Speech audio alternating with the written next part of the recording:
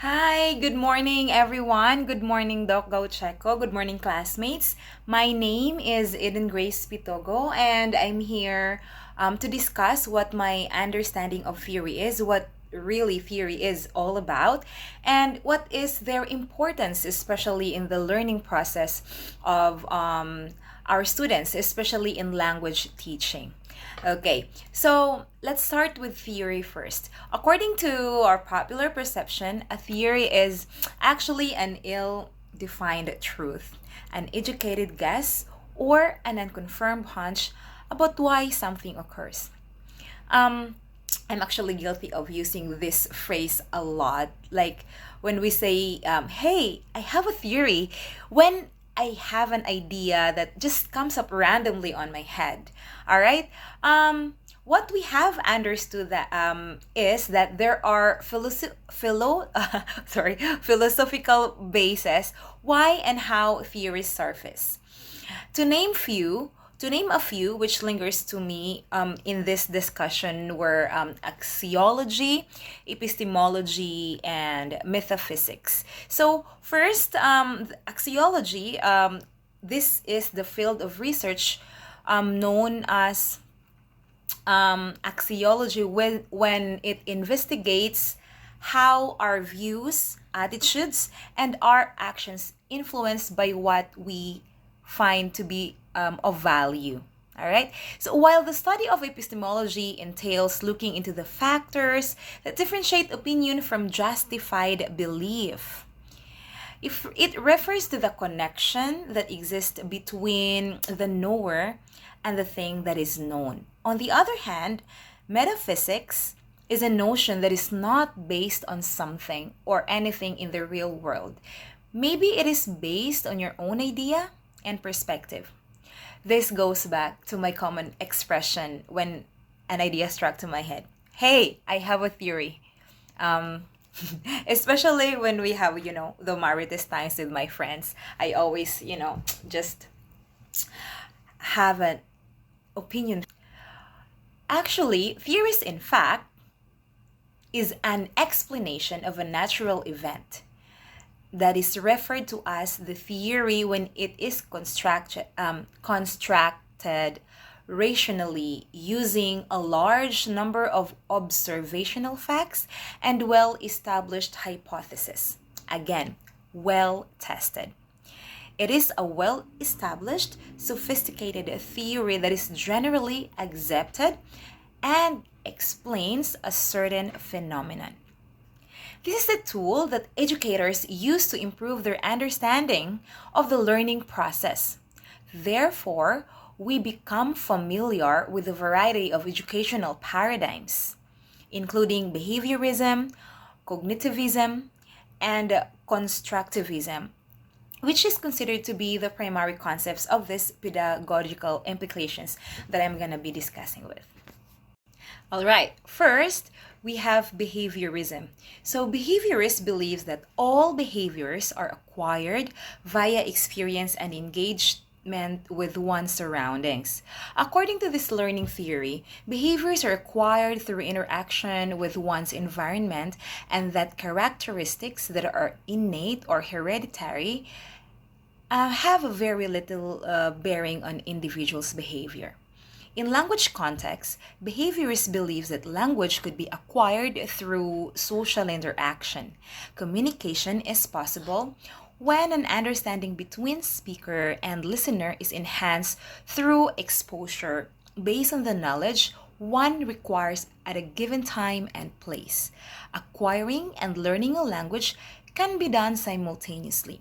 Speakers constantly make necessary adjustments depending on the setting of the environment, be it formal or informal, to accommodate the listener and their way of expressing themselves.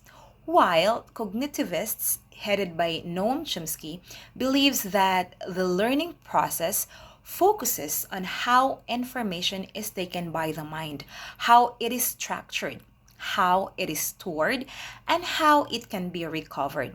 The mind is used in the capacity of an information processor, analogous to a computer, the central processing unit.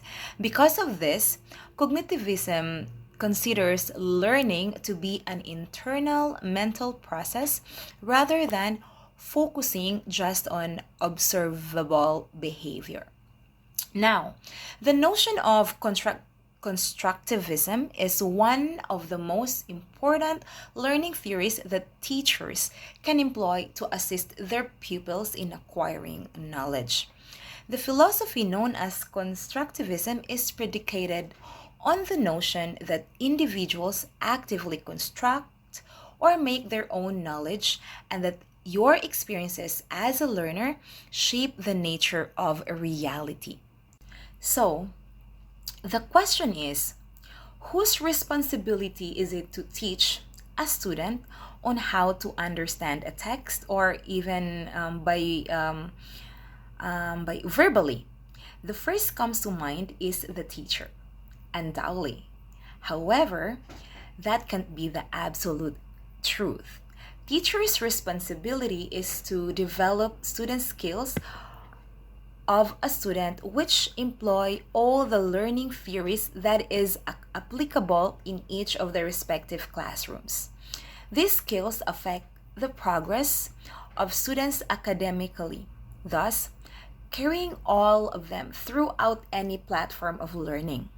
There is no one method, approach, or technique that is solely used in the classroom. It has it has been established already that there are different factors that can affect students' learning. Thus, to introduce the linguistic concept, the grammar translation method is used along with methods and approaches such as content-based instructions, task-based language teaching are combined to cater students' learning needs in the individual classrooms. It is a combination of teacher-oriented, learning-oriented, and learner-oriented approaches, which makes teachers both the authority and facilitator inside the classroom.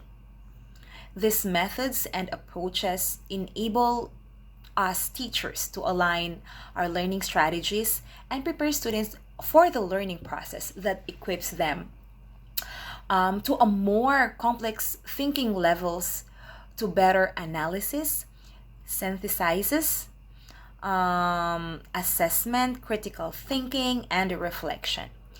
For me as a teacher, I was able to cater their needs, what they need to learn, why they learn it, and how they will learn it. I always consider these kinds of things because students will always find reasons and importance on why they are doing these things. Most especially, I'm teaching high school, I'm teaching literature, and so they always ask me, why do I need literature? What's the importance of literature in the classroom? Thus, for me, content-based instruction is mostly, I always mostly use and is effective in my classroom.